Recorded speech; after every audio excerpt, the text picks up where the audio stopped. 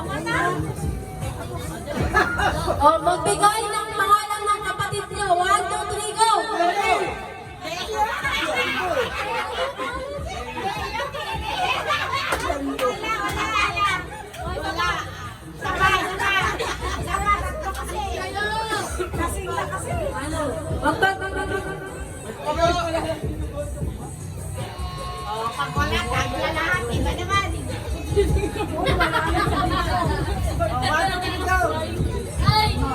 Magbigay ng gamit sa construction. 1, 2, 3, go! Wala!